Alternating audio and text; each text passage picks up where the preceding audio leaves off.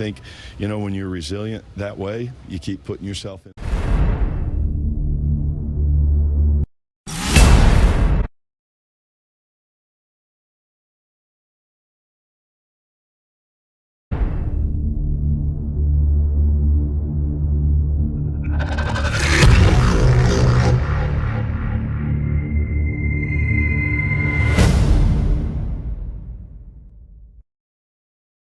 Out of the three-team deal that would send Mookie Betts from the Red Sox to the Dodgers. Red Sox and Dodgers could continue to talk about other deals, either a traditional two-team trade or they could search for a new third team to replace the Twins. Opening weekend of the XFL continues today with two more games. Yesterday, Houston beat L.A. 37-17. Roughnecks head coach June Jones optimistic about the new XFL. This is going to hear for good. That's why I decided to come down from Canada. I was convinced that this league was going to make it. And I think after this season, it's just going to get better and better and better. Today, it's Tampa Bay at New York at 2 o'clock Eastern Time. Dallas at St. Louis at 5 o'clock Eastern Time. Golf, Nick Taylor has the lead after 3 rounds of the Pebble Beach Pro-Am. I'm Peter Schwartz. Listen to CBS Sports Radio with the Radio.com app. Free and available in the Google Play and iTunes App Store.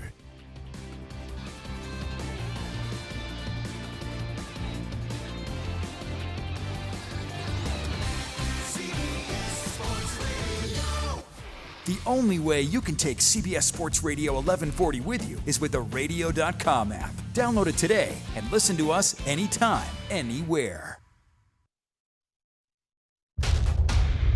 We've got your Raiders covered. Knock on wood if you're with me.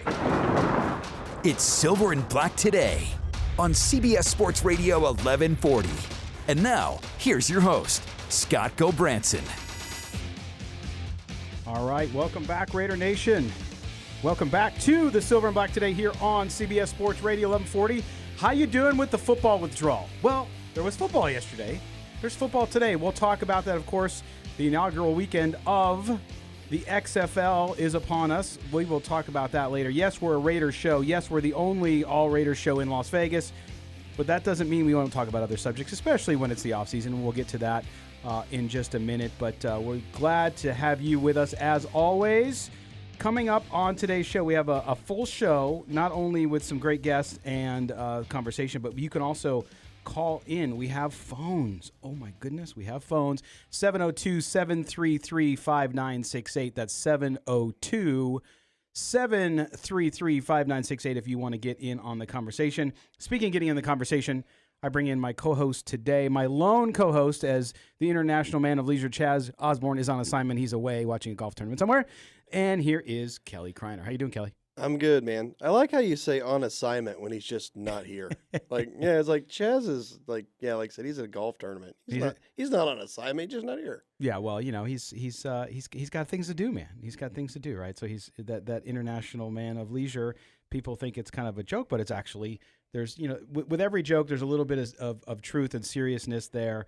And, of course, with Chaz, that's the way. But we miss him, and he'll be back on Tuesday night with us as we prepare for our final Silver and Black tonight of the season. We go into hiatus. Obviously, we have Dodger baseball here on CBS Sports Radio 1140. So once the Super Bowl's over, we go a couple more weeks to wrap things up, and that will go on hiatus, and we'll be back in August or maybe even July, depending with all that's going on with the Raiders here in Las Vegas. We'll see how that all goes, but that'll be there.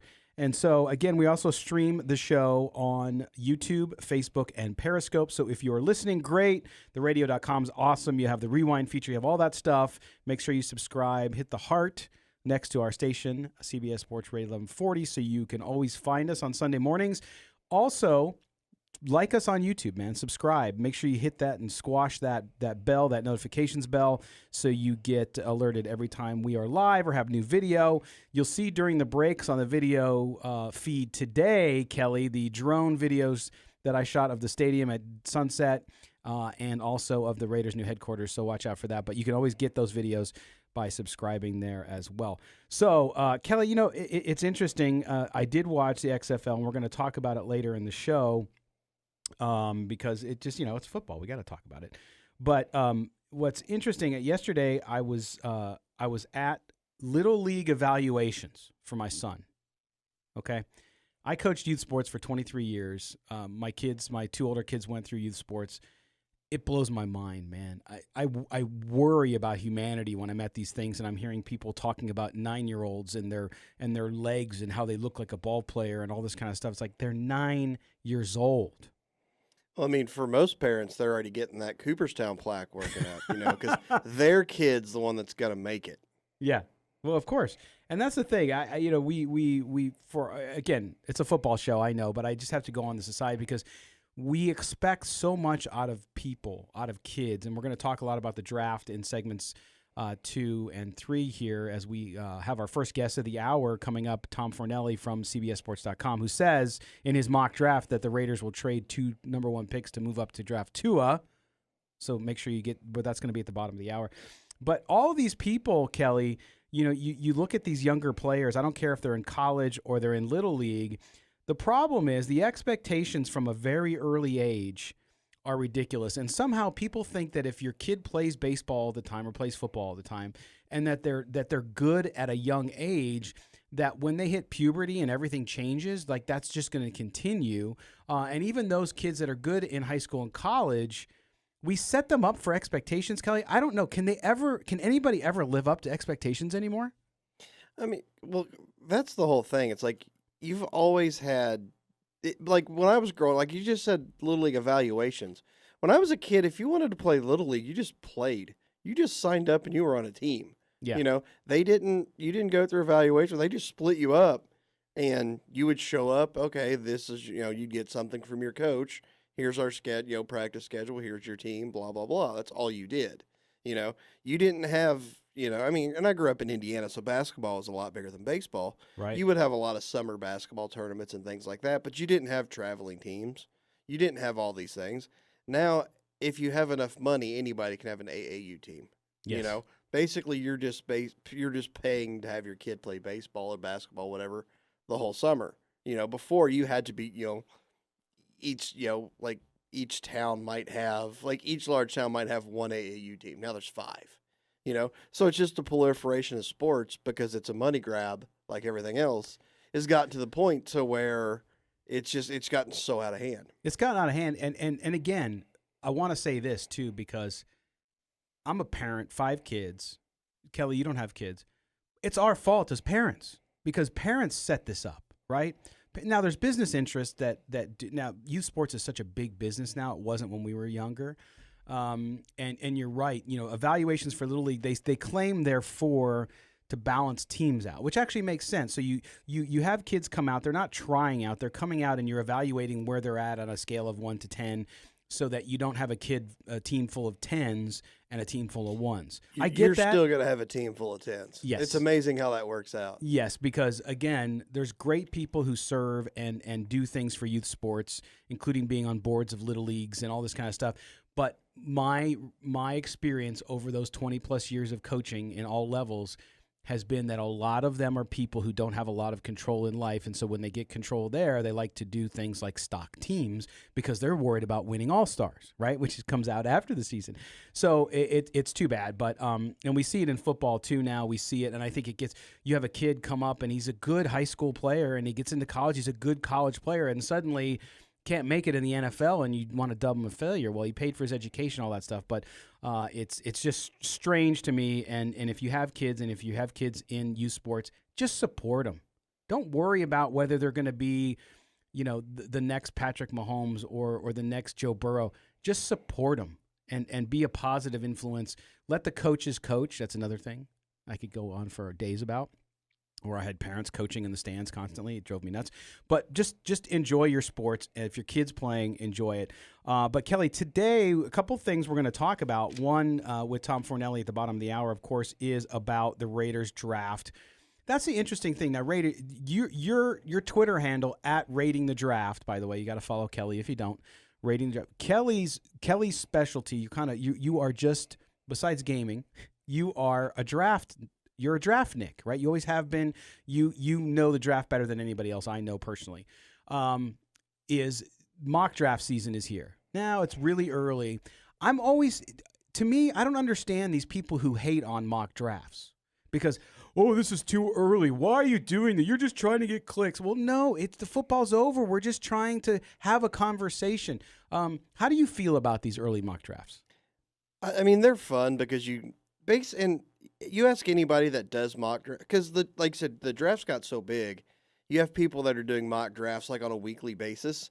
You're not changing your information on that much. When you see one person do multiple mock drafts in a week, basically they're just trying out scenarios to see how this stuff happens.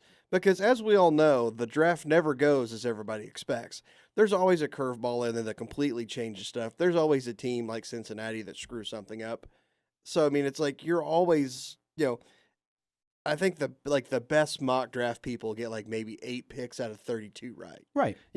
So it's like you'll see all these mock drafts out there because everybody's just throwing out scenarios. Now, is it too early for them? I can see where you can say that, but guess what? People are still consuming this, so there's enough of a need for it or people wouldn't do it. Right. Because it's not like people are just sitting around, well, yeah, you do this for fun when you're kind of into it, but if nobody's reading it and nobody's wanting it, you wouldn't see this mass number of them. You'd see 4 instead of 400. There wouldn't be websites that are completely 100% draft-related mock draft stuff. Yeah. They're everywhere. Well, and just like any other interest or hobby, if you will, right? Because if you're a sports fan, it's basically a hobby, right? Because you're not actually playing professional sports. You have a team. You have a passion around it. It's not unlike people who are into Star Wars, right? Let's just use that as an example. I don't see people saying, don't tell me what the next movie might be. Let's just wait till they officially announce. No, with football, you see that. Like I see a lot of people, because we've been doing stories. We've been talking about Tom Brady. We're talking today with Vincent Frank from Sportsnaut in the second hour about if the Raiders move on from Derek Carr, where might he go? It's a legitimate question, right? And I get a lot of people who are saying, you don't know what Mayock's going to do. You don't know what Gruden's going to do. Just shut up, stop. And it's like, no, because it's just part of the conversation. We're talking about something we love. People who love the Raiders are talking about the Raiders and what might happen with them in the draft, with free agency and all that kind of stuff. So I don't understand people who just, you want to go into a cocoon and not talk football for the next 3 months, I guess. Yeah, and that's the whole thing. It's like you said, you don't know. They're saying, you don't know what Mayock and Gruden don't know what they're doing right now. Because they don't know the opportunities ahead of them. I was going to say, then that's 100% because they don't know what's going to come up. Yeah. They might be having their heads like, you know what, we're going ahead with Carr, blah, blah, blah, this is what we're doing. Right. And then somebody might come up with a trade offer, or somebody might fall in the draft, or a free agent might become available. It's like... And it's stupid because the whole Brady stuff, when, the news flash that came out that John Gruden would be interested in Tom Brady if he did. I got a news flash. I have breaking news right now. My source is common sense. If Drew Brees becomes available, John Gruden would be interested in Drew Brees. If Pat Mahomes becomes available for some reason, John Gruden would be it. No, yeah. 31 coaches would be interested. Exactly. So, I mean, it's like, duh. Well, and Kelly, as we come up here on the first break, I think that's the interesting point is, and I had some guy on our YouTube channel was talking just ridiculousness of mock drafts, and anybody who publishes mock drafts, you shouldn't even visit their site. And then I pointed him to the link on the Raiders site where the Raiders are on their official website doing mock draft tracking. Right. So again, it's part of the business. It's part of the NFL. It's part of the off season, quote unquote, off season now. And we'll continue to do it too. And we're going to talk about that as well. When we come back, we're going to talk more about the draft and what the Raiders and others may do with, of course, our in-house draft expert. And that is Mr. Kelly Kreiner. You're listening to the Silver and Black today here on CBS Sports Radio 1140.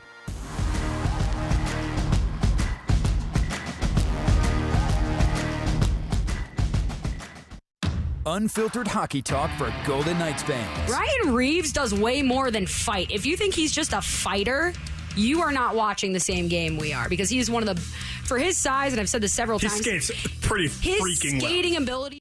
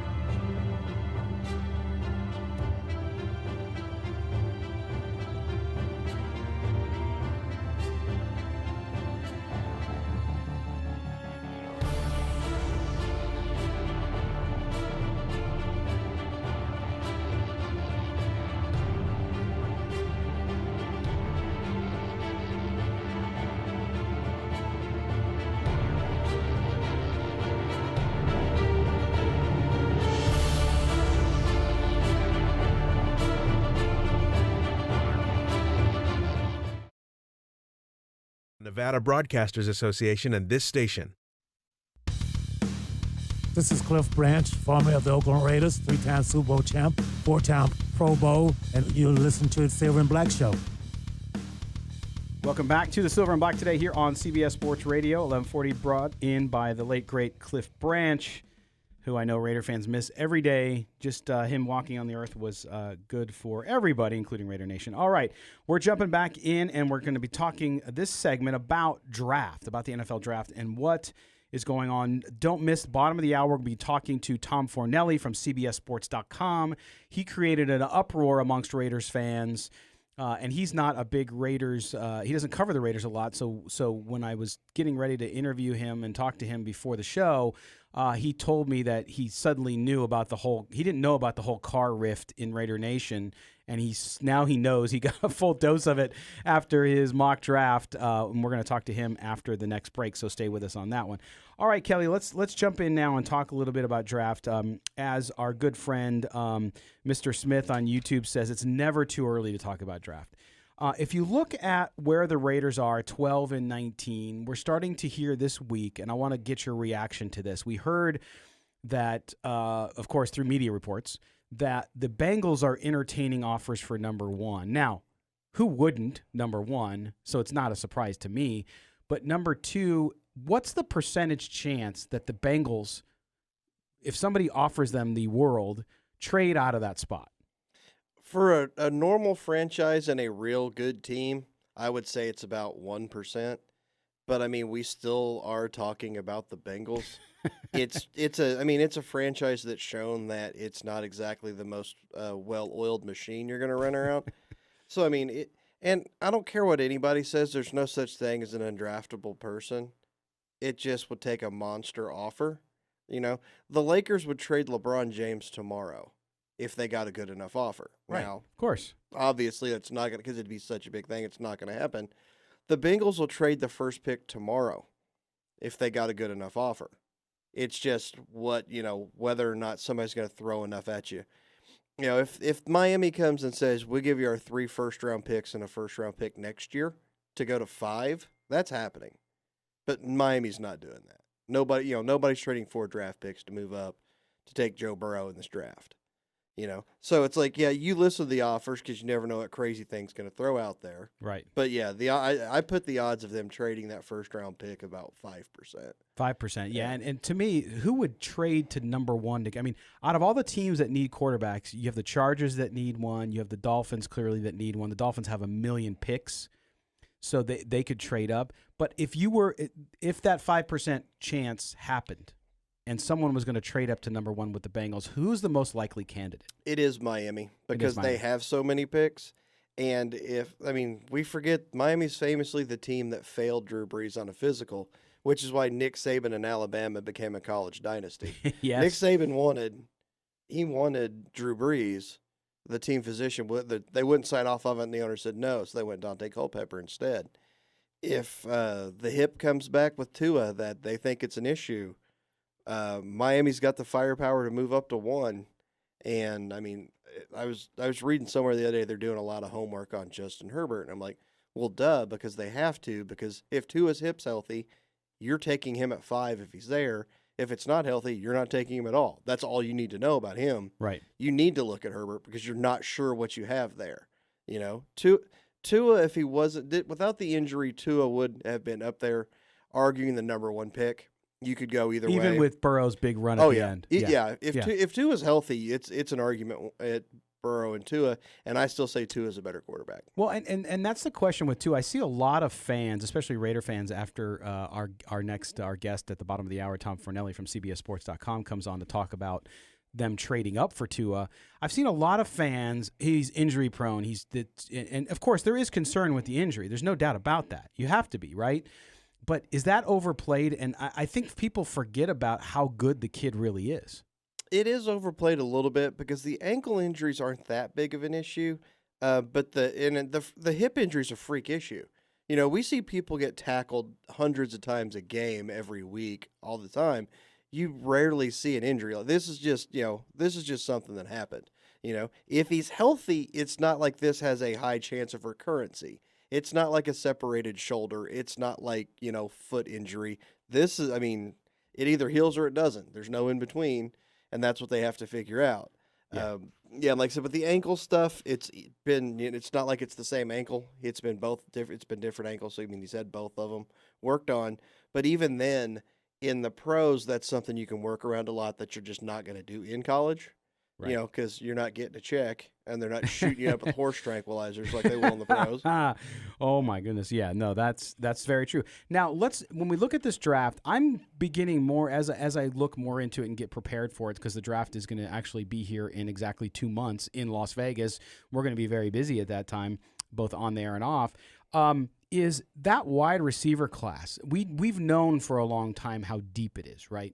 It is just, and I keep looking at it and saying to myself, with so many there, now you have those top 4 or 5 guys who should go in the first round, but coming out of the combine and all that kind of stuff, could we see a lot of those receivers, because there's so many of them, move down a little bit? I'm not talking about the Lambs and the Judys, because I think they're bona fide first rounders. If they don't go in the first round, something bad happened.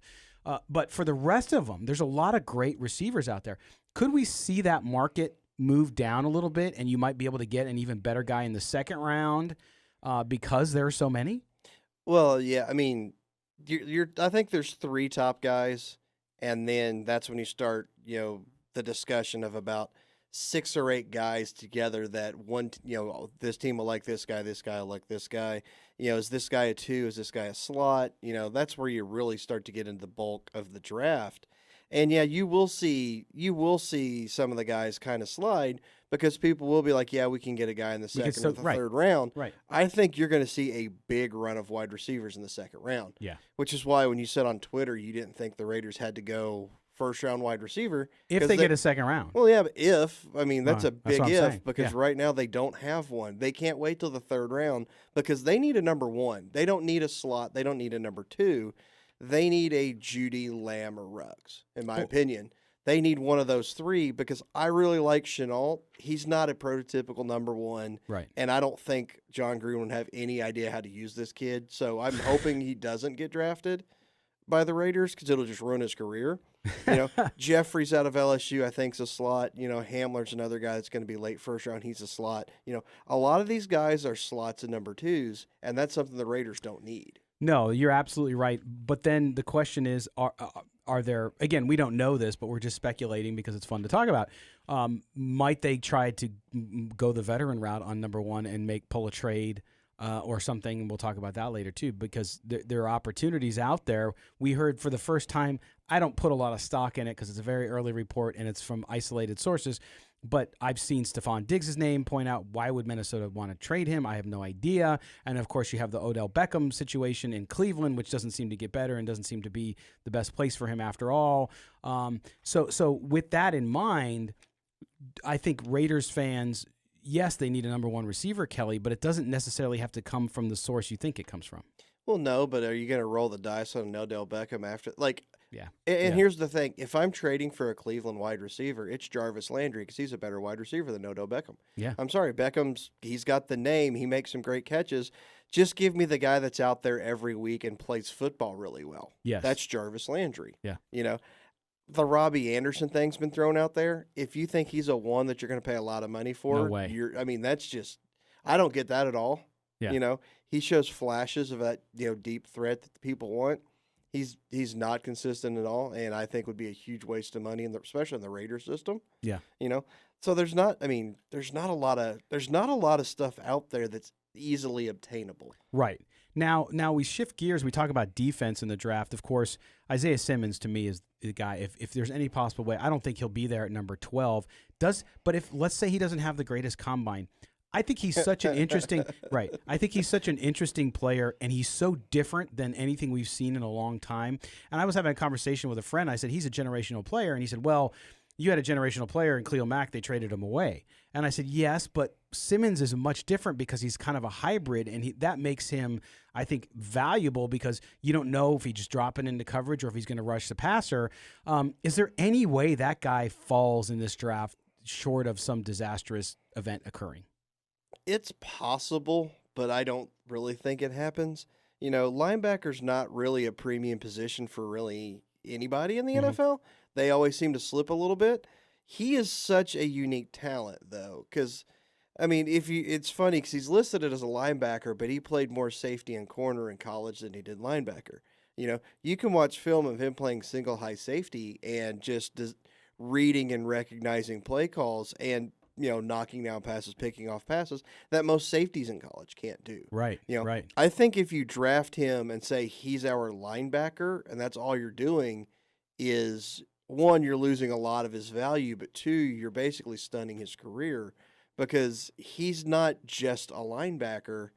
And, it's like he could be an amazing middle linebacker. You could put him in the center of that defense. He can go side to side. He can do anything. And in 5 or 6 years, he could be a great player. But that's not how you're going to get the most out of right. Simmons. You're going to have to move him around. He can play on every down because he can cover a tight end. He can go in the slot. You don't want him against slots in the NFL all the time. Right. But you can in nickel, you can in dime. Right. Because he's that athletic. And it's funny because I've been saying the whole time I wanted the Raiders to get him. I think he's basically squandered in Gunther's system because Gunther has no idea how to use him. Well, he's a great talent, and there's some folks out there who look at him and they say, well, he's just like you said, he's played in different positions, and he hasn't played linebacker. Why would you draft him if you need a linebacker? He's not a full linebacker, and clearly they just don't watch enough college football or have not watched him because, and plus in the NFL, because you played a position in college doesn't mean you can't transition and do well where they need you somewhere else. So it'll be interesting. All right, we're going to step aside. When we come back, we're going to talk with Tom Fornelli. Do the Raiders trade up for Tua? That's the question. We'll ask him, and he'll tell us. You're listening to the Silver and Black today here on CBS Sports Radio 1140.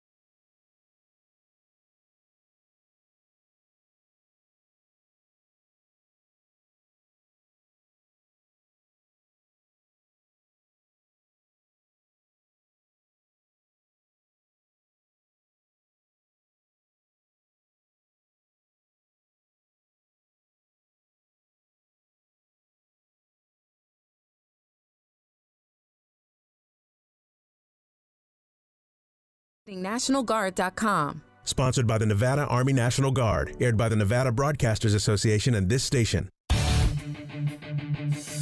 CBS Sports Radio. The only way to take Silver and Black today with you is with the radio.com app. Download it today and search CBS Sports Radio 1140 in Las Vegas and listen to us anytime, anywhere. Welcome back to the Silver and Black today here on CBS Sports Radio 1140. We go out on the attorney Michael Troiano newsmaker line and we bring in CBSSports.com college football writer Tom Fornelli, who joins us from Chicago. Tom, thanks very much for being with us here on CBS Sports Radio in Las Vegas. Thank you for having me. All right, well, let's jump in. You got the ire of some Raiders fans up over the last week because I don't know if you know this, but in Raider Nation there is really it sort of mirrors the national political scene where 50% of people despise Derek Carr and don't want him as the Raiders quarterback. The other 50% love and adore him and would do anything to make sure that he remains a Raider. So we've heard a lot, obviously, over the last several weeks with the Tom Brady sighting here in Las Vegas with Mark Davis and the fact that his name, since he's a free agent, has been bantied around and maybe he might come to Las Vegas and end his career as a Raider in Sin City. But then also this time of the year, writers like you and us here on the radio show, we start doing our mock drafts. And you did a mock draft up on CBS.com, which we will link up on our site. And you had, as the first kind of really big movement there, of course, you had Joe Burrow 1 to the Bengals and Chase Young 2 to the Redskins, which I think everybody agrees that, the chances of that not happening are pretty slim. But at number 3 comes your first big surprise of your first mock, and that is the Raiders taking their number 12 and number 19 pick in the first round, trading it up to the Lions at number 3 to grab Tua Tagovailoa. So tell me a little bit about why you think that's going to happen and how much of that Brady rumor and so on with Derek Carr played into your thinking there with this trade up in the draft. No, it played a role in the fact that if the Brady rumor is true, and I think that I don't know how true it is, but I think that if you're the Raiders and Tom Brady is showing any kind of interest in coming, then you kind of you have to listen. It's just, I look at the situation with the draft and with the Raiders, and like you said, I was not aware, as you mentioned, the current political climate surrounding Derek Carr with Raiders fans. It's like I figured that, like any team, there's always going to be some fans that like their current quarterback and other fans who are always eyeing that backup on the roster that nobody knows. But yeah, since posting this mock draft, I have really become immersed in Raiders fans and their feelings towards Carr. But I just think that at some point, I don't know if Derek Carr is the answer. And if you're John Gruden and you're Mike Mayock, and what John Gruden signed that 10-year contract, so he's obviously going to be there for a while. And at some point, you need to make that move for your franchise quarterback. And while Derek Carr, I think, is a better quarterback than a lot of people want to give him credit for, because a few years ago he was having a great season before he broke his leg, I think that, it's pretty clear that Carr is not the guy that's going to take you to the Super Bowl and win a Super Bowl for you. I think that he's an above average NFL starter, but if you want to become that kind of Super Bowl contender, you need to take a shot on a franchise QB.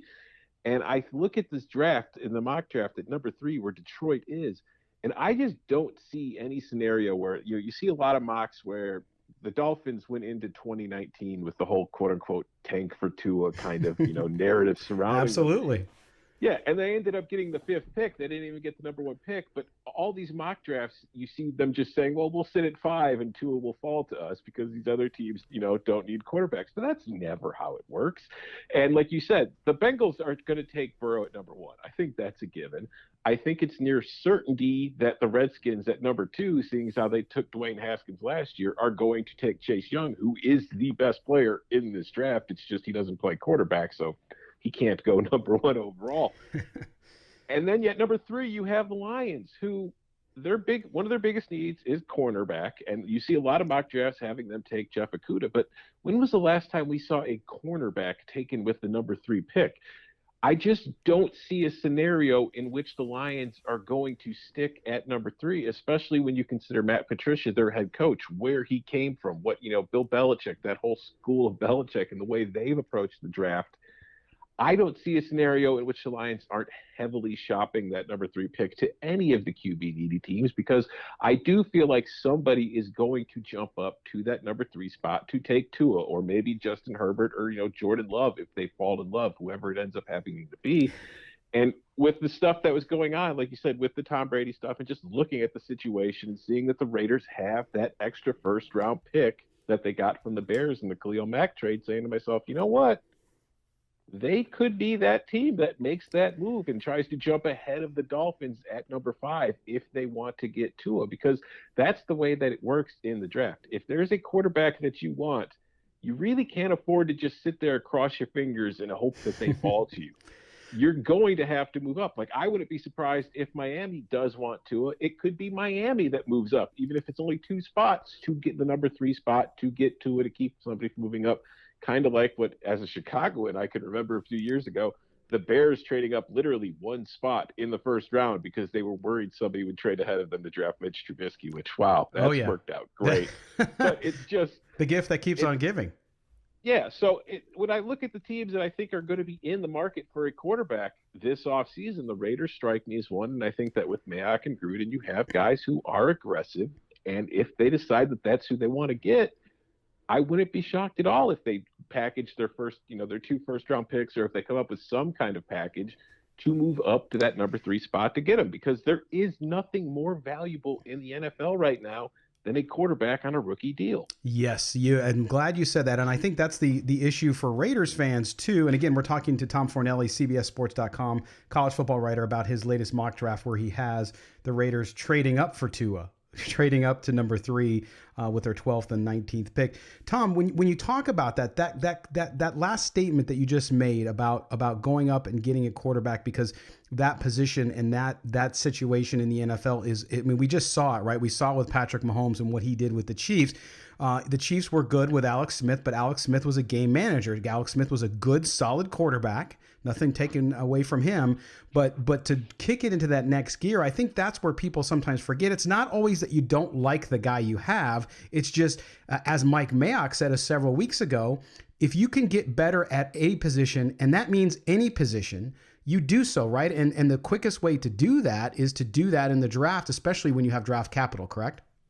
Correct. And again, if you can get better at any position, you want to get better. If you can get better at the quarterback position, which is the most important position on your team, well, it's kind of a no-brainer. And as we saw, like I said, the most valuable thing in the NFL is a quarterback on a rookie contract, especially if that quarterback is good. I can't remember the stat exactly, but I saw it earlier.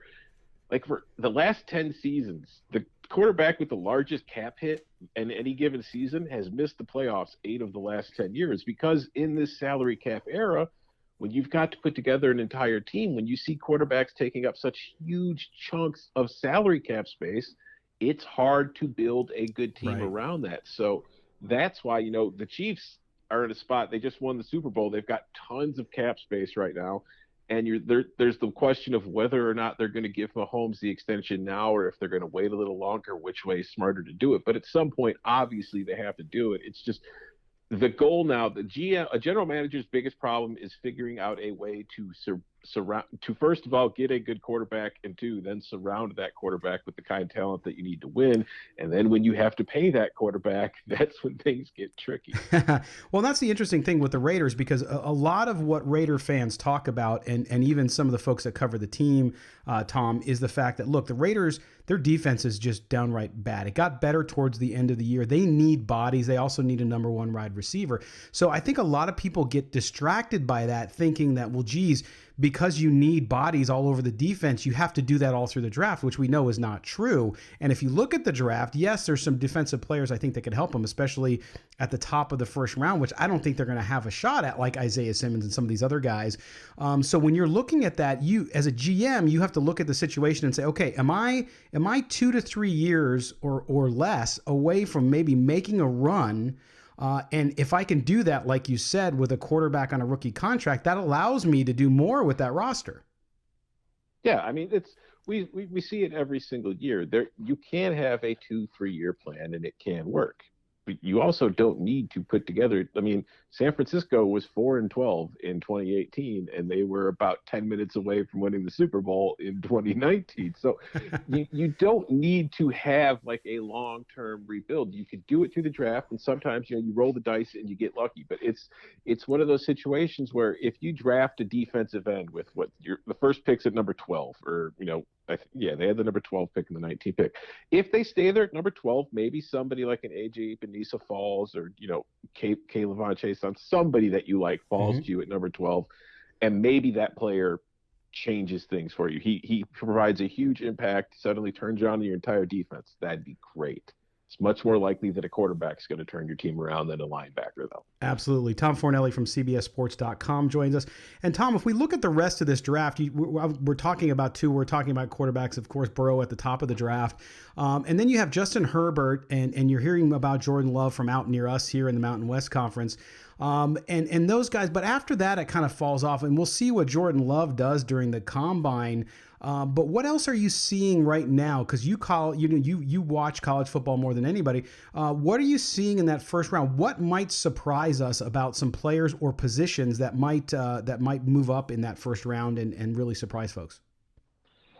I think it's, in a strange way, this is a wide receiver class that's very deep. Like the Combine numbers came out, I think there's going to be 55 wide receivers invited to the Combine, which just gives you an idea of how many guys are available. And in a way, I think that's going to kind of depress the wide receiver market in the first round, whereas there's a lot of guys in this draft who I think are first round talents. But I don't think you're going to see a lot of them take it in the first round, simply because teams are going to say, well, yeah, but if we wait to the next round, somebody similar is still going to be available. So I think that we're going to see like names like CeeDee Lamb, Jerry Jeudy, T. Higgins, Laviska Shenault, even Justin Jefferson. These are guys that you see mentioned as first round guys who I think probably aren't going to be taken till the bottom half of the first round and maybe the early second round. So you're going to see a lot of talented receivers dropping into the second to middle later rounds. And I think that's another reason, like you mentioned, the Raiders have a need at wide receiver. I don't think they need to go for one with their first two picks in the first round. Obviously, if they keep both their picks, they can, if there's somebody that they really want. But if you're the Raiders and you wait till the third or fourth round, there's a good chance you're going to be able to find a good wide receiver prospect in that spot. So I think that's the one position that we're not going to see the draft position that is based on the actual talent available. Yeah, I agree with that. I've been talking a lot about that, telling fans and our listeners and readers that, hey, listen, you don't have to get a guy in the first round. You can go second, third round in this draft because it is so deep, like you said, to address that. One more question before I let you go, and this is, of course, related to your hometown there. What will the Bears do? Are the Bears going to go out and get a quarterback? Not necessarily in the draft, but free agent. What do you think they're going to end up doing? I think that Andy Dalton's going to be a Chicago Bear. Nice one. Yeah, they hired Bill Lazor as their offensive coordinator, who was coached Dalton in Cincinnati. And they've got a couple other guys in their coaching staff that have a history with Dalton. So all the signs point to me that once Cincinnati just, probably cuts Dalton after drafting Burrow, the Bears will probably end up with Dalton, because they have made it clear that they want to have competition for Trubisky going into next season. And I think they mean that, because I think that they know that while they could publicly support him and say everything's great and we still believe in him, the window for this team is, closing pretty quickly. So they have to have legitimate competition around there. So I think that they'll probably address that in free agency, and in the draft, they'll probably get, I think if Cole Kmet falls to the Bears in the second round, you could pretty much lock it up that they're going to draft him at tight end. Nice. Well, Tom Fornelli, of course, CBS Sports.com covers college football, has done that since 2010 there. We appreciate you being on, and we'll touch base with you closer to the draft. Look forward to it. Thank you for having me on. All right, we're going to step aside. When we come back, the Silver and Black Today rolls on. Don't go anywhere. You're listening to CBS Sports Radio 1140.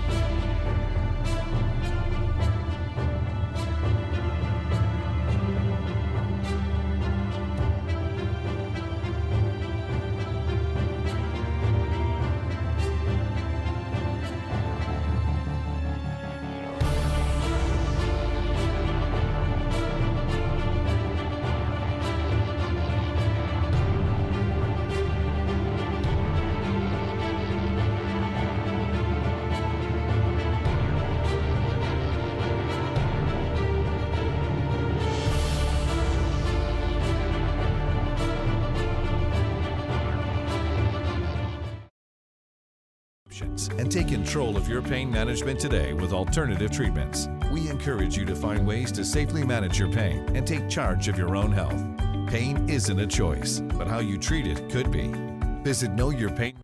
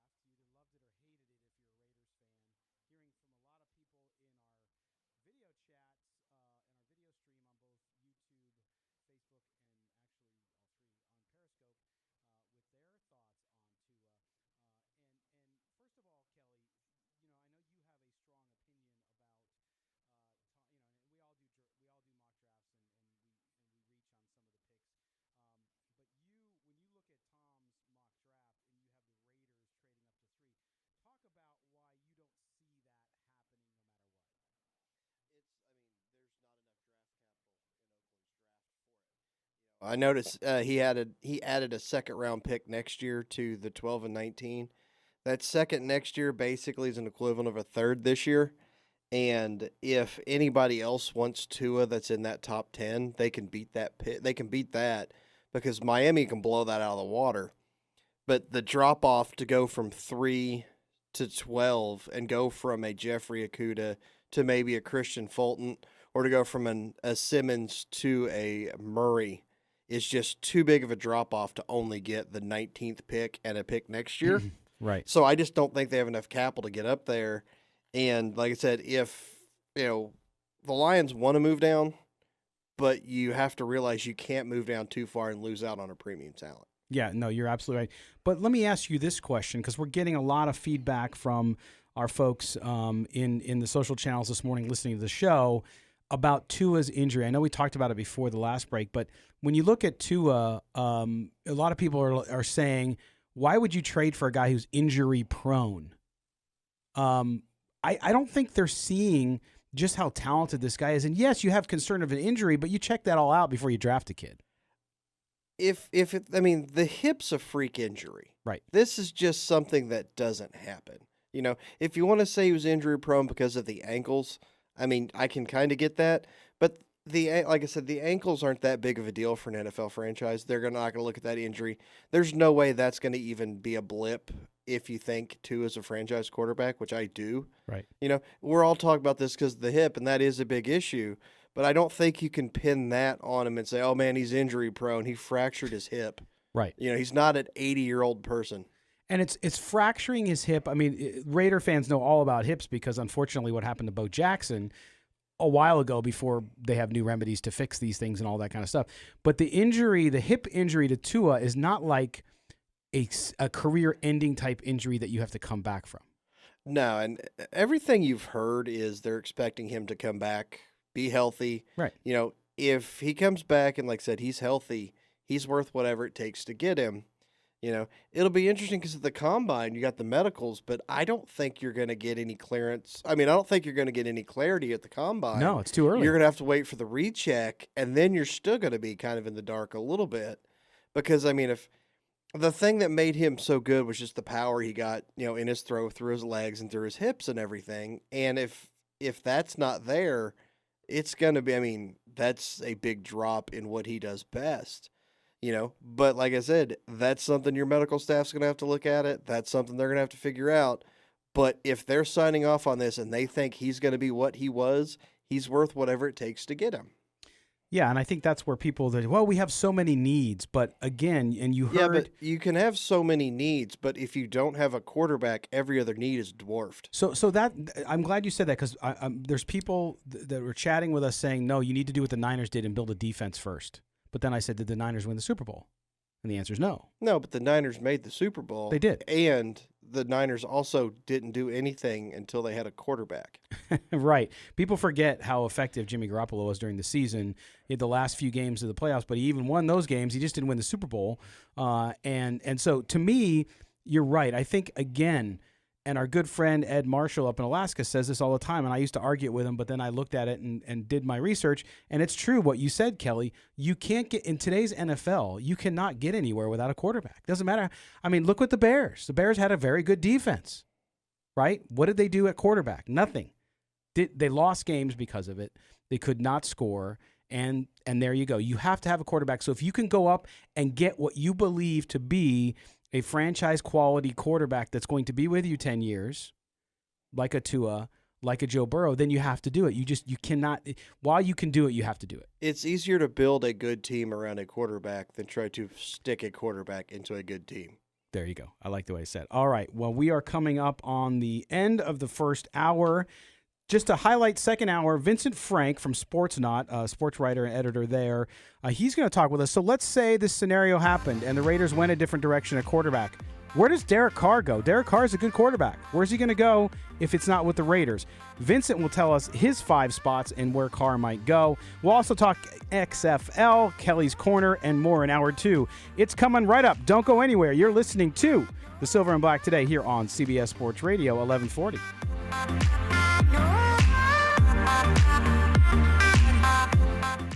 Okay, grab a pen and a paper because we're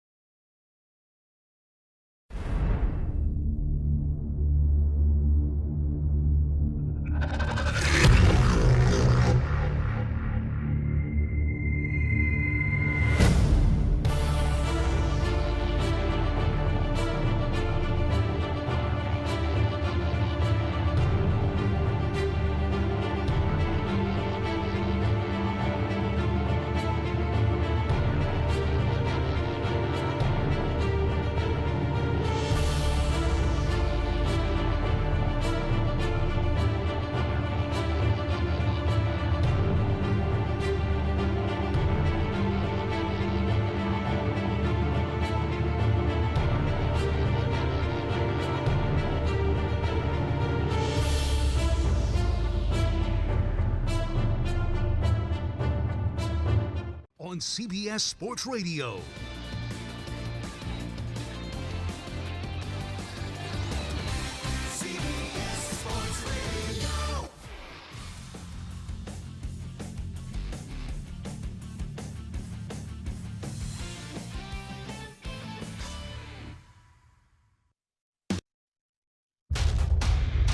We've got your Raiders covered. Knock on wood if you're with me. It's Silver and Black today on CBS Sports Radio 1140. And now, here's your host, Scott Gobranson. Welcome back to the Silver and Black today here on CBS Sports Radio 1140 as we approach in just a few weeks our 100th show. That's right. 96 weeks of radio excellence. You want to try that one more time? In radio, no, I'm talking about radio excellence and I stumble on my words. You gotta love that. But anyway, we talk Raiders football all year long, guys. We don't have an off season here. We just keep rolling along. Don't forget, Tuesday night, Silver and Black tonight. Our nighttime show, 6 to 7 p.m. on Tuesday. Myself and Chaz Osborne are with you. Last episode of the season this week, and then we go on hiatus due to Dodger baseball, and then we'll be back with the NFL season. So don't miss that as well. And now we're going to talk about, so we spent the first part of the show talking about possibilities with draft, possibilities. Of course, Tom Fornelli from CBSSports.com was with us and said in his latest mock draft, the Raiders could trade up and take Tua out of Alabama. So that would mean the Raiders would be moving on from their current quarterback, and that, of course, is Derek Carr. And this week on sportsnaut.com, great website, if you want to find good sports information. Their editor, NFL writer, and our good friend Vincent Frank joins us now to talk about what he wrote. And he wrote about where could Derek Carr wind up if he's not a Las Vegas Raider. So we go out on the attorney Michael Troiano Newsmaker line, and we bring in Vincent now. How you doing today, my man? Hey, Scott. How you doing, man? Doing really well. Okay, so you're going to trigger, well, you already did because you wrote it. You're going to trigger 50% of Raider fans with even suggesting that Derek Carr is going somewhere else besides Las Vegas.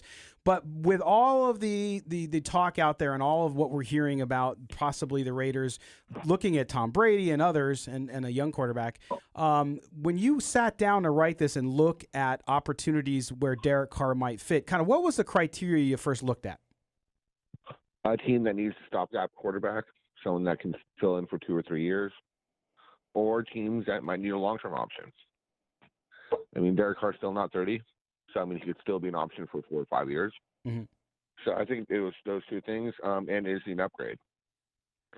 Yeah, so look at like Chicago. If you look at Chicago, he's definitely an upgrade from Mitch Trubisky. There's no doubt about it.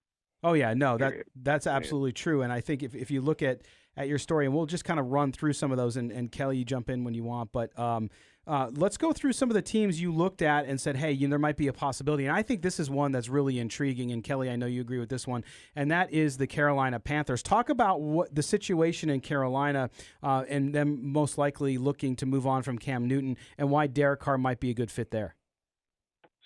Well, what I'm hearing is Cam Newton will be traded the next month and a half. So we'll hear reports of it before March 16th, which is the start of the new league year. It'll officially become a deal when the new league year starts. But he'll be gone.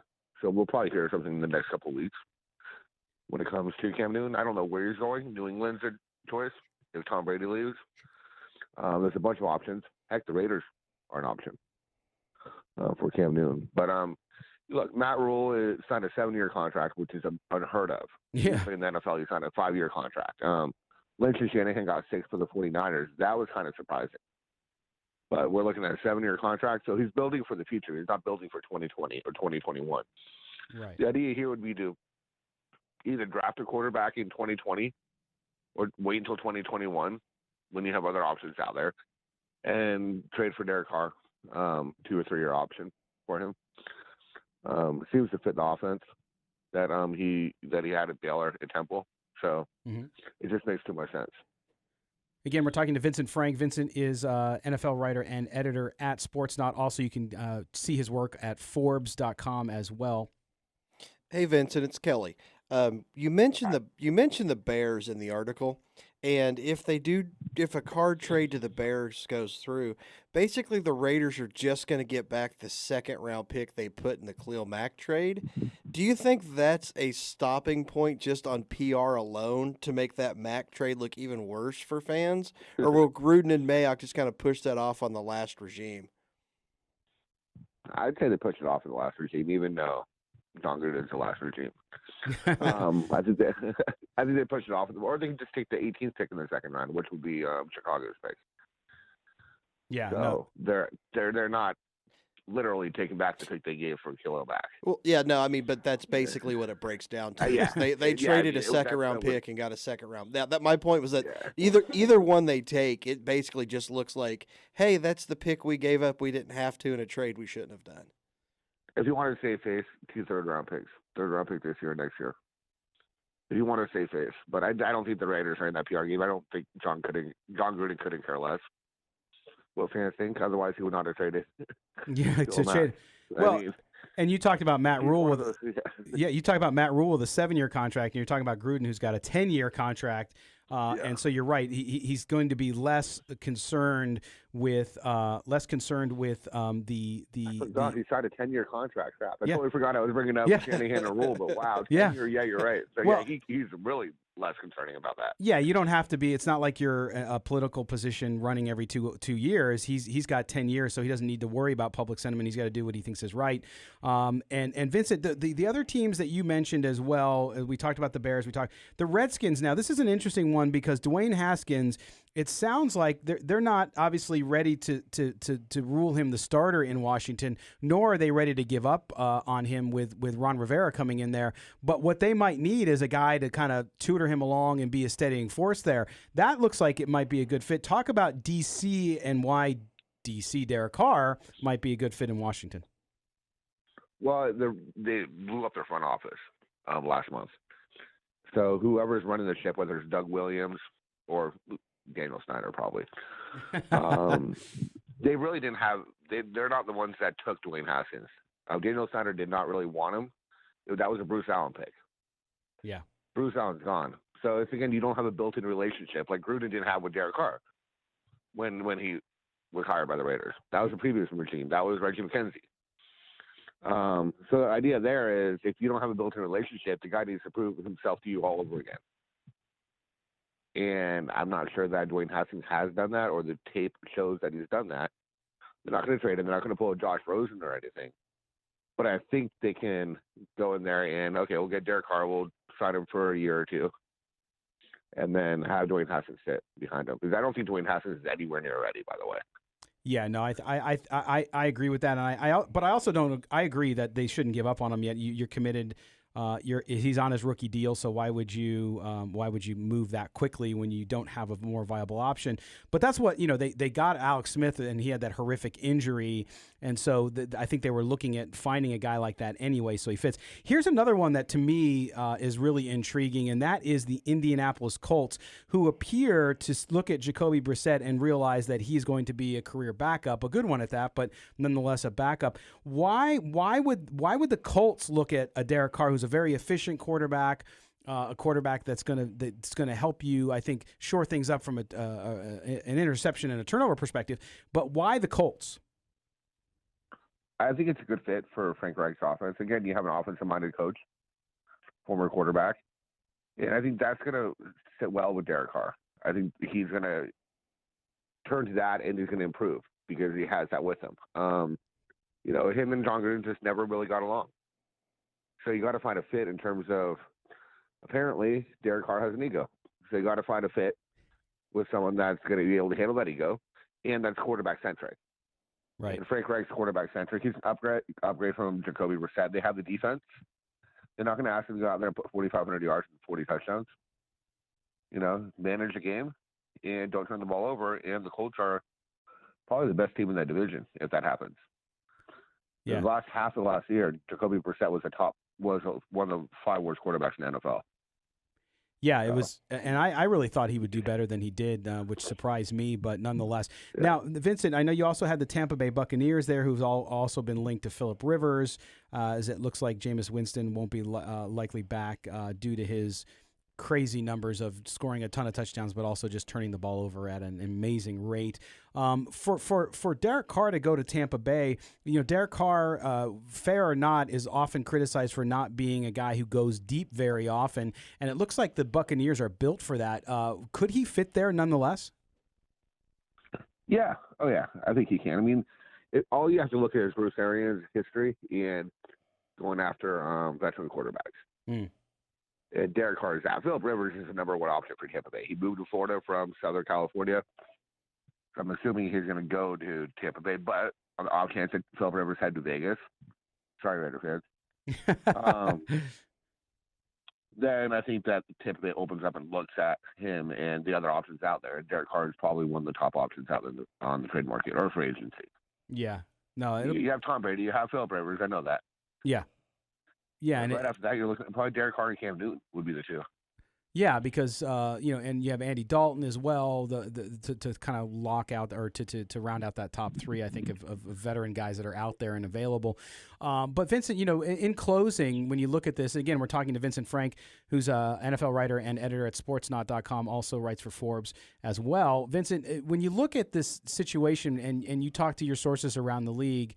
How real, in closing, is that interest in the Raiders in shopping Derek Carr and perhaps moving on from him? I think it's 100% real. I don't think Derek Carr will be week one starter in Vegas in 2020. Wow. So, if you can go out there, you get a Cam Newton. The Raiders need to make a splash. They're in Vegas. They have a new fan base. John Gruden's running the ship. They're going to make a splash, and that starts at quarterback.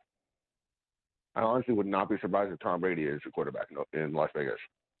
Wow, yeah, we keep hearing that, and we'll see. If he leaves New England. If he leaves New England, right. He'll be in Vegas. He'll be in Vegas. Yeah, that's what I've said.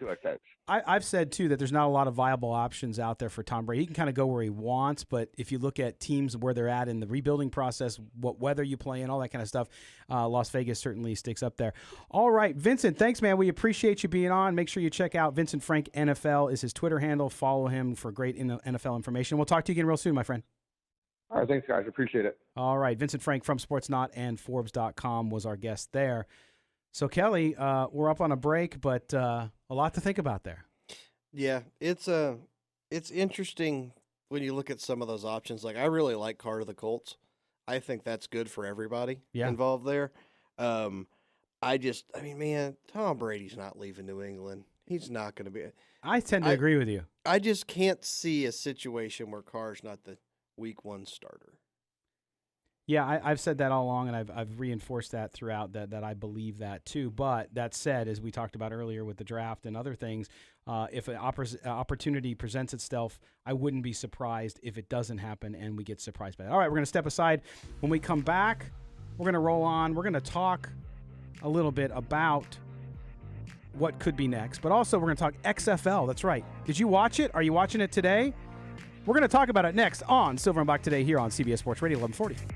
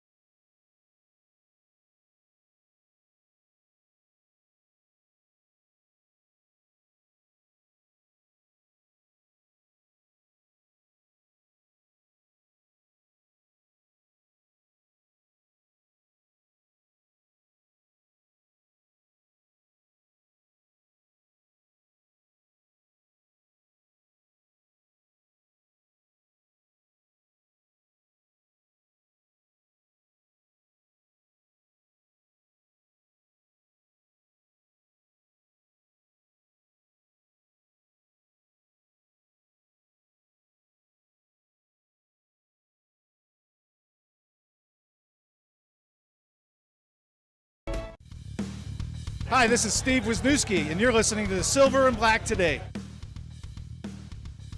Indeed you are, when we put our microphones on. All right, welcome back to the Silver and Black Today here on CBS Sports Radio. Coming to you from the studios somewhere in an undisclosed location. Actually, you can find them really easily. Just don't come and try to do anything harmful. Anyway, we're back. Speaking of harmful, I don't know. I was on a tangent. Speaking of harmful, that Speaking opening. of harmful, let's talk about Like the to XFL. thank the 4 people still listening to the show after that. Thanks, Kelly. I appreciate that. All right. So we are back, and we're going to shift gears a little bit now. I want to thank again Vincent Frank from Sportsnaut as well for joining us. He also can catch his work on Forbes.com as well. And there's some folks in the chat saying, how does he know how Gruden's relationship is with Carr? Folks, reporters talk to sources inside the team in the NFL and so on. Michael Lombardi, our good friend from Radio.com Sports, who's on the show a lot, he also has intimated that this past week, and people are like, well, he hates the Raiders because the Raiders fired him. Come on. Let's go. You know, it doesn't matter. Well, he said it last year, and then he didn't say it last year. And so, anyway, people have sources. Whether it's true or not, we won't know until actually something happens or it doesn't happen. And by the way, Kelly, this is what I was having a discussion with somebody this week. Sometimes reporters report things like the Raiders are considering trading Derek Carr. Let's say that's the story. And then it doesn't happen. Oh, you were wrong. See, you're full of crap. No, they might have been trying to trade somebody, and the offer didn't come through. So when you read, why would somebody report it unless it hasn't happened yet? That's because when you hear things, you talk about it. If you have good sources, you don't just willy-nilly put it out there, which some people do. But if you have a good source telling you something, and just because it doesn't come to fruition doesn't mean it wasn't being explored. Yeah, and it's like you said, considering's the big thing in there. I'm considering going to the gym today. It's not going to happen, but I'm considering it. Oh my God, doesn't mean it never happened. No, that's right. Absolutely. And at least you can feel proud that, hey, I considered going to the gym today. Hey, I drive by it all the time. There's an In-N-Out right down the street. I considered not eating that second taco. Right? Anyway. All right, we're moving on now, and did you guys watch the XFL yesterday? Now, there's 2 more games. There's 2 games yesterday, 2 games coming today. The XFL in its opening weekend did pretty well from a gate perspective, getting people in the stadiums in Houston and in D.C., playing in soccer stadium. Well, the D.C. was soccer stadium. Houston, I forgot what stadium they played in. But nonetheless, Kelly, I watched parts of both games yesterday. I say parts because I didn't watch all of it. But a couple thoughts that I had, which was, number one, I was impressed with the product on the field as far as presentation. So Fox did a good job, I thought, really, really well. Used the same graphics package they used on the Super Bowl, everything. And then, of course, the broadcasters were good. They were all experienced broadcasters.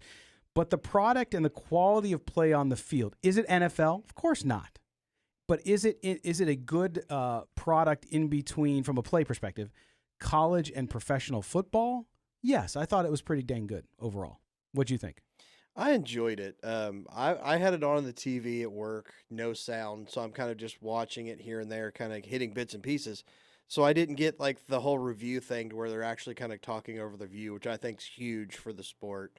You're going to see that in the NFL. You have to see that in the NFL eventually. No matter how much they want to stick their head in the sand and say that, they don't have an issue with officiating, they do. So I didn't get the full all the new nuances they put in with like the getting the players and interviewing them right on the sideline. Just little wrinkles like that they've put in that I think will be really interesting for the fan. The fact that Houston had to open up more seating because they had ticket sales that they basically sold out and had to open up more seating is a good sign. But the TV product's what's going to push this. And from everything you've read, everybody enjoyed the TV product from a production side, which you definitely couldn't say about the AAF. No. In fact, the feels were so different. Watching, I was so interested to see how they came on the air and how things went, and it was flawless. Now, I expected nothing less because you're talking about WWE. You're talking about Vince McMahon. This is what he does. He puts a product on television multiple times a week. It's a multi-billion-dollar business he has with wrestling. So you would expect it. It wasn't like the fledgling AAF, which it was just a bunch of people who thought they knew what they were doing. But the quality of play, their big slogan, Kelly, is less stall, more ball. And all 2 games yesterday were 3 hours-ish or less.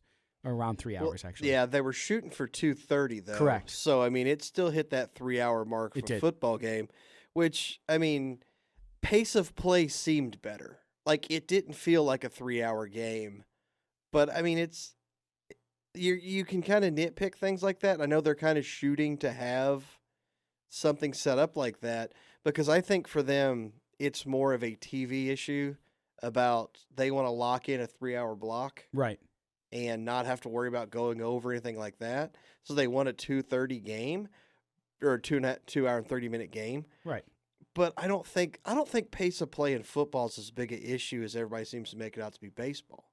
No, and you're right. I thought, the stall piece of it to me is much more and you're right. I thought, for example, even the commercial breaks and how they've cut down the clock, right? In the play clock and all that. That kind of quickens the pace a little bit. It's not like it's baseball who I believe does have a quick an issue with pace of play at times that drags on, and so you lose people with our attention spans being nothing now. But the quality of play, I thought, to me, the most fascinating piece, and I just, which is crazy because I very rarely talk about the kicking game in football, right? Because it's kicking. I mean, who wants to talk about kickers and kicking? But what impressed me was the kicking rule, where you basically have the players 5 yards apart at the 30-yard line, and the kicker kicks the ball, and they must stand still until the receiver, the punt or kick returner, receives the ball and touches the ball. To me, for two reasons: one, player safety, because there's so many collisions on kickoffs, is why they've moved the ball up and basically gotten rid of kick returns in the NFL.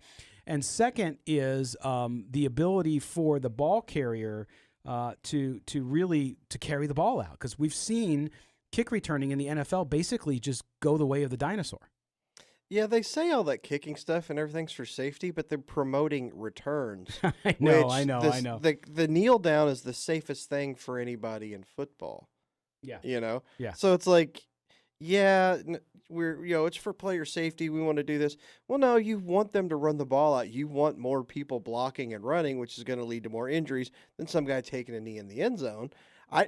It's more interesting to me, and it's those little tweaks of the rules and stuff which I thought were going to be interesting to kind of check out. I like the kicking stuff. I like the extra point. I like the fact that you can have a 9-point touchdown if you need to. Yes. As a gambler, I hate this. Because I bet on both games yesterday. It's hard to predict. Well, that's the thing. There's no such thing as a key number anymore. Right. In the NFL, 3 and 7 are key numbers. When 3, 7, 10. When you're looking at totals, you've got 27, 31. I mean, just things like that. There's no such thing as a key number in the XFL. Because like I said, you score your first touchdown at 6-0. You do the 10-yard 3-point play, it's 9-0. Right. You've just passed 7 and 8 on your key numbers. So, somebody goes through the next one, they don't get the extra point. They're now down a field goal, even though you've both scored a touchdown. It's just a fascinating wrinkle to me. It is a fascinating wrinkle, and it's going to be fascinating even more so to see what the gaming industry does around it. Now, yesterday you could bet the game, at least here in Nevada at sports books, including on your mobile apps. There was no in-play because they have no data. Well, Nevada didn't have in-play, but somebody else did? Somebody, yeah. Oh, man, I'm totally blanking. It's Fox Gaming or Fox... It's one of the actual teams that the XFL sold their proprietary data to. Gotcha. So they had in-game where DraftKings, who was the other one, didn't. But Fox was actually doing it. It's funny because I believe Circa was the first place in town to put up numbers on totals. Yeah. And the totals went up 8 or 9 points because they put them out in the 40s, and they got hammered up to like the 50s and came back down a little bit. Wow. I give them credit for trying. Yeah. To do something like this, it's so hard when you have nothing to work on. Right, because they had 1 week of preseason games that weren't on TV or anything. The only data we have on those preseason games is like from people in the stands and their Twitter followings and stuff. And like there's the scores of stuff, but you don't know what happened. Right. So it's so difficult to try to come up. So I give Circa credit for throwing a number out there and being like, hey, here you go. If you want it, we're going to take it. Right, because you look at the Nevada books, right? You have 60 years of data. I mean, At least I don't know how much data they actually use and how far back they go, but you have all that data for in-game and all that stuff that just makes it much more easy for them to predict. Because let's face it, folks, they don't do it because they lose money a lot. So that was interesting. I also thought the extra point thing too. I wonder if because of that reason, if it stays as it is after this year, we'll have to see. But I thought the mix of the college and pro presentation was a winner because you saw some of the things. For example, the reception rule. You can have one as long as you have part of your body in bounds and you're showing that you're catching the ball, then it's a reception. So that's more like college, which I also like. I also, even though we didn't see it yesterday, at least I didn't see it, you can double forward pass.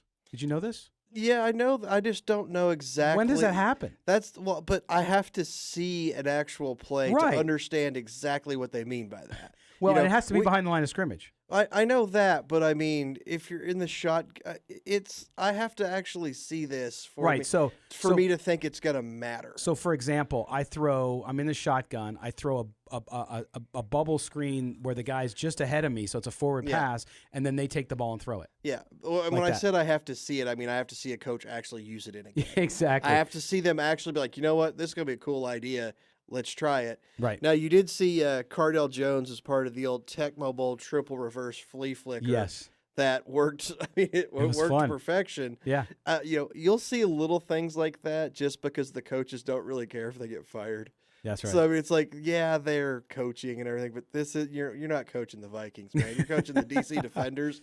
You're going to let some stuff fly. Or the fly. Dragons, the Seattle Dragons now, with Jim Zorn. You mentioned the gaming side of this. I was reading yesterday that Caesar's Palace took less than $10,000 in bets on the first game. Yeah, I think so. It's one of those things that it might pick up steam, but I don't think you're going to see a huge gaming side of this for a few weeks, and then you might see it pick up a little bit. Right, people are bored. But yeah, this is and this is why I think this league should be, May, June, July. Yeah, you got to deal with some heat and some issues and stuff like that. But in the, baseball's a dead sport. So it's like, let's get football when the only thing to watch is baseball. No, you're right. All right, we're going to step aside. We'll pick this up a little bit too, but we also have coming up next, Kelly's Corner, which everybody waits for. And I'm actually, I mentioned something to Kelly this morning. He said, oh, that's what my corner's on. So we're obviously of like mind on what he's going to talk about. We hope you are too. You're listening to the Silver and Black today here on CBS Sports Radio, 1140.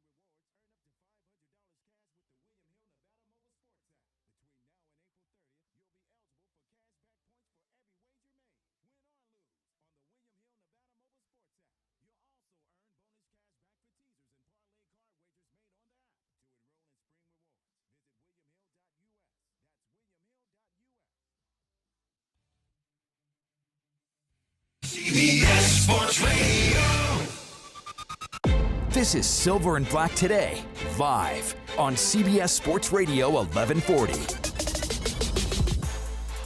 Welcome back to the Silver and Black Today here on CBS Sports Radio. And we go out, we have a caller on the line. Yes, we had some phone issues when we moved into the bigger studio because the show's done so well. They moved us into this bigger studio, Kelly, right?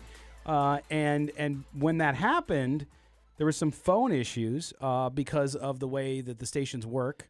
And so we were kind of a victim of our own success because we got this bigger studio, and then the phones wouldn't work. And the phones not working was a huge deal, and particularly for the man that we call the honorary mayor of Raider Nation in Las Vegas, and that, of course, is our longtime listener and good friend, Wally, who is on the phone with us now. Wally, we got the phones up, brother. Wally! Hey, I'm so proud of you guys, man. It's a Festivus miracle. It is, man. See? And we missed having you on the show. So your boy Chaz knew I was coming for him today, and he dodged out on me, huh? Yeah, well, we don't give him the nickname the International Man of Leisure for without a reason. He's leisuring. Well, I'd be at Pebble today if I could too. Exactly. Hey, I just want you guys to know this isn't an empty threat. If we sign Brady, I'm taking my Silver and Black Today banner out of my office at work, and I'm going to burn it. Wait a minute. What does that have to do with our show? I'm just saying. We're not signing Brady. Put up a fight in this deal. Fight. I know you got Gruden and Davis's ear, so you better fill it up. No, so here's the thing, Wally. We Raider fans will not tolerate having Brady as a quarterback. Interesting. I've heard some of that, Wally, and I understand the sentiment because of the history. There's no doubt about it. I still don't think it happens. I've said that all along. I'm not saying that there's not a chance it happens, but I just don't see it. I've said that Derek Carr will be the quarterback when they start at Allegiant Stadium when that first game is played. And I still believe that. I really do. Now, a lot could change. They could trade up. You heard Tom Fornelli earlier in the show talk about trading up and getting a young quarterback like Tua.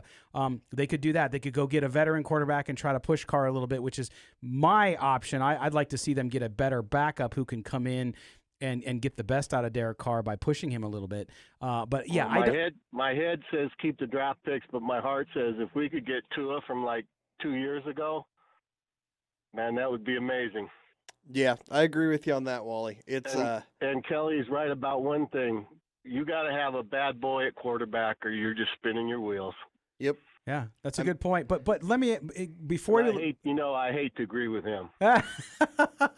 Before we let you go, Wally, though, just to close the book on the Brady thing, if the Raiders signed Tom Brady and went to a Super Bowl, you would not root for them. I wouldn't even watch it. Wow. Okay, well, that's what Wally has spoken. Wally, my brother, thank you so much for calling in, man. Hey, thanks for fixing the phones for me. You got it. No more strings and cans. We're ready to go. All right. See you, Wally. That was our great listener, Wally. And Kelly, I mean, there is a segment of the Raider Nation who believe that. They don't. If Tom Brady, now, they might disown the Raiders over Tom Brady. Some people will, and I have a tendency to believe Wally just because I do too. Wally doesn't. Yeah, just knowing him a little bit, I really believe it. A lot of people will say that, and the second they make a playoff run or whatever, they're getting the silver and black number 2 jersey. You know, they're all in on Tom Brady because that's what we do as fans. You know, we curse him and then we love him. Yeah. Right. Okay, Kelly, this is the portion of the show that we always get into at this time, which is Kelly's Corner, which Kelly takes this segment and he does what he does best, which is espouse and talk about things that are on his mind. And it doesn't always have to be NFL related or even sports related. I think it is today, but we give you, without further delay, Kelly's Corner. One thing I like about being a sports fan is meeting like new sports fans and people that are just getting into the sports. You can kind of talk to them about stuff and, you know, give them information on how things actually work. Well, luckily for me, the 49ers made the World Series, Jesus. The 49ers made the Super Bowl this year, and since most 49er fans have only been watching football for 5 weeks, it's fun to be able to teach them about the history of their team. Because right now, all anybody wants to do is fire Kyle Shanahan and get rid of Jimmy Garoppolo. Well, I got a news flash for you guys. Before this season, in the last 5 years, you won 25 games total. Do you know how bad that is? The Raiders won 32. The team everybody dumps on is the Oakland/Las Vegas/LA/whatever Raiders has won 7 more games than you in the last 5 years. You just made it to the Super Bowl with a quarterback who, I forgot his record. I think it's 21-4 in 25 starts for your team. You have a head coach who's coached in 2 of the last 3 Super Bowls, and you want to get rid of both of them. This is why that's stupid. If you get rid of a coach, who else are you bringing in? You're not getting a better offensive mind than Kyle Shanahan. There's nobody available that is a better coach than him. Right. You're not getting a better quarterback than Jimmy Garoppolo. Everybody's like, we'll get Brady. We'll bring in Brady. You know who had way more passing yards this year than Tom Brady? Jimmy Garoppolo. You know who had more touchdown passes than Patrick Mahomes? Jimmy Garoppolo. You know who just led your team to the Super Bowl? Jimmy Garoppolo. You might not like the fact that he blew a huge pass in the Super Bowl. I get it. He hits that pass, you're a Super Bowl champion. Yep. But I think you need to remember that, Nick Bosa, that really good defensive lineman you guys have that was all over the place, you got him with the 2nd pick in the draft. You know how you don't get the 2nd pick in the draft? Being good at football. Your team was an afterthought and sucked for the last 5 or 6 years. Oh. Suck it up, Buttercup. Jimmy Garoppolo's here to stay. Epic. Shanahan is here to stay, and your team is better for it. Now, when you start, you're probably not going to watch football anymore because you're a 49er fan, and if they make the playoffs, you'll start picking it up again. But for those 5 people that are actually 49er fans, you'll be fine. You're fine. You made it to the Super Bowl. Yeah, you lost the Super Bowl. You're probably going to have a good chance to get there again. It's okay. It's okay. Chill out. Chill with your white wine. Right? I mean, who drinks white wine? Red's the way to go. 49ers California fans. Red. 49er fans do. But, Kelly, no, epic rant. And I agree with you 100% because I said to you this morning when I came in, Jimmy Garoppolo, okay, so he didn't throw a lot of passes. Did they win the game in the NFC Championship? Yes, they did. Super Bowl misses the big. I get that. So to your point, but look where. So what a guy gets to the Super Bowl, takes you back there for the first time since 1994, and you're ready to jettison him. Did you forget about the Kaepernick Super Bowl? Oh, Kaepernick. Sorry, you're right. So I don't know. Maybe I just put that stuff out of my head. This 49ers. Nobody's cared about them until the last year. So you get to the Super Bowl. It's a close game, by the way.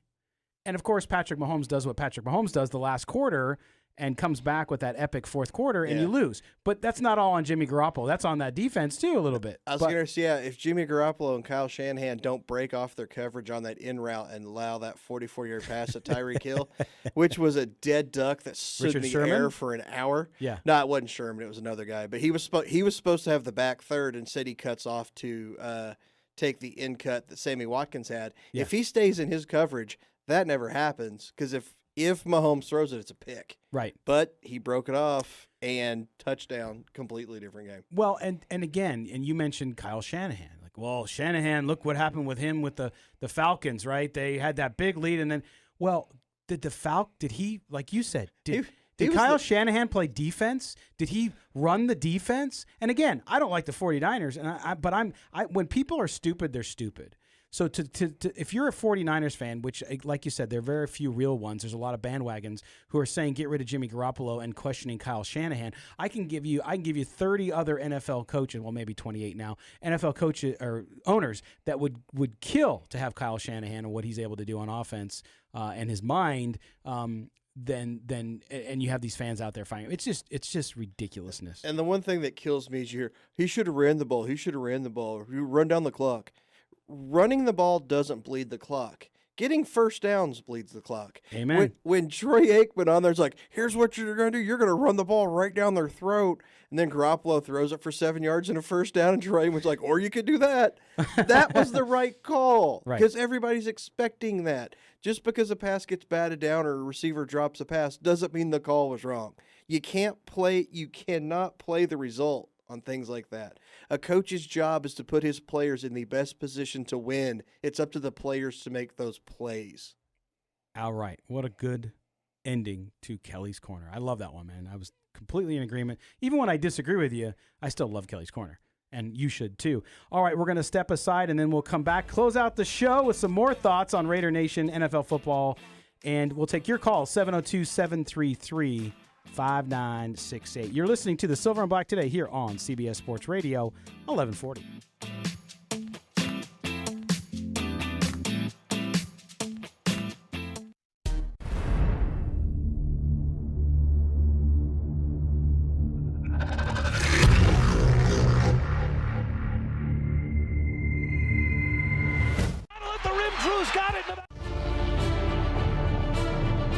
Home for Nevada Wolfpack basketball in Las Vegas. CBS.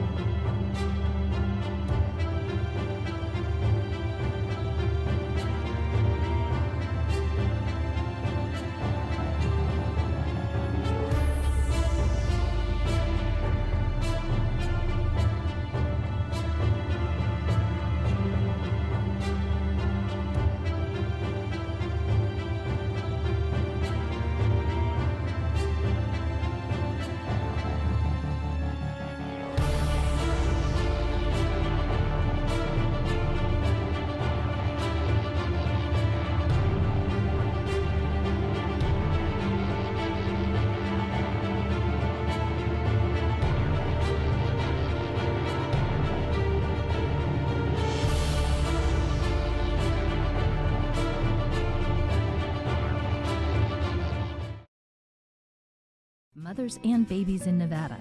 If you receive a PRAMS survey, please share your story. Learn more at nvprams.dpbh.nv.gov. That's nvprams.dpbh.nv.gov. This message sponsored by the Nevada Division of Public and Behavioral Health, aired in cooperation with the Nevada Broadcasters Association and this station. You found the most in-depth coverage of the Silver and Black. This is Silver and Black Today, live on CBS Sports Radio 1140. Here's your host, Scott Gobranson. Welcome back to the Silver and Black Today here on CBS Sports Radio 1140. Las Vegas' only all Raiders talk show. Now, almost exactly 2 years. That's right. Before the Raiders even got here, we were on the air talking Raiders football here in in Las Vegas. San Diego. That's all right. I said the 49ers were in the World Series. So that's funny. I just got a note from my buddy John in San Diego, and so it popped up on my screen, and so I saw it, and it was like, oh. Anyway, we are back here. We are talking Raiders football. Go ahead. What were we going to say? I was like, San Diego, that was founded by the Germans, right? Yes, San Diego. All right. Again, a big thank you to Tom Fornelli from CBSSports.com for being with us earlier in the show, as well as Vincent Frank from Sportsnaut and Forbes, also talking to us about Derek Carr and possible spots if he were to leave the Raiders or be shown the door with the Raiders, however you want to call it. But we want to close the show out today. I want to talk a little bit. There's some stories floating around, Kelly, about possible free agents or players that the Raiders might be in play for. And I want to talk a little bit about that. I want to throw a name at you. And it makes sense. Players, not just in college, but in professional sports, sometimes will follow coaches. And one of the guys that we've heard some rumblings about is defensive end Robert Quinn from the Cowboys, who's very close with Coach Rod Marinelli, who, of course, is now a part of the Raiders coaching staff on the defensive line. Robert Quinn, how would you feel? How much would he be an improvement for the Raiders on the defensive line if they were able to acquire him? Or would you rather take your money and go elsewhere, either looking in the draft for a young player or another free agent? You could never have enough pass rushers, but the only problem with something like that is you have 2 rookie DNs who could be cornerstone franchise type guys, and you kind of need them on the field to see what they have. Because like Max had an amazing year. Furl's the 4th pick of the draft. You're not giving up on the 4th pick of the draft right now. So it's like, how much do you want a veteran guy to come in, even though he could improve your defense, but he's going to cut into some of that time that the young guys need so you can see where they're going to be. So it's kind of you have to decide where you think these guys are at. The Raiders are not going to be a playoff team next year, in my opinion. Quinn's a guy who I think is going to go try to, he might want to go somewhere for the most money, might want to go somewhere for the ring. I don't know where his head's at in this whole thing. Hell, might just want to come to Vegas. It's a nice place to live. People come here all the time. Yes. But for me, for the Raiders, it's like, we've got these young guys. We need to get these young guys on the field. It's like, how much are we looking to this year and how much are we looking to the future? Right, and we've talked many times, and I know your reasoning on why you think the Raiders won't make the playoffs. I think they have a good shot, depending on a couple pieces and how things line up in the offseason because of the schedule. Primarily that, and I think if they can improve enough on defense, I think they can be a playoff caliber team. Does that mean they'll go far in the playoffs? No. And to our point, being 8-8 is the worst thing you can do in the NFL, but they could be 9-7, 10-6 perhaps. Maybe I'm being too much of an optimist. They can be a playoff caliber team, but their only shot's a wild card. Yeah, no, I agree. You're not going to beat the Chiefs. You're not winning the division with the Chiefs. No. So you have 2 shots. Not with a healthy Patrick Mahomes, yeah, you're not. You're cutting your chances of getting down, which is Right. why I say I don't think they're a playoff team. Yeah. Their division is bad as the Chargers are, and Denver didn't look great. It's not the worst AFC division. I think Right. they're let's talk about the AFC South. If you could easily win that division. If the Raiders in the South, they win a wild card. They're not in there. They're in I think a little tougher division. So it's like you're cutting your chances down to get in the playoffs because I don't think they can win the division. No, and that was my point I made too. Even if you're a big Derek Carr fan, right, and there's a lot of them out there, my question after watching the Super Bowl and watching Patrick Mahomes and the Chiefs score 21 points in 8 minutes, okay, is do you have an offense that can put up points at that rate? Because if you don't, how are you going to get past the Chiefs? How can what do the Raiders have to do in order to build an offense? I know their defense has to get better. That's without look, you have to have a better defense, no question. But how do they build an offense, Kelly, that's going to be able to keep up with and try to unseat what is a young, talented Chiefs team? And don't talk to me about salary cap because you don't understand the salary cap if you think that's going to ruin the Chiefs. This salary cap is a minor issue that you can always work around if you have Patrick Mahomes.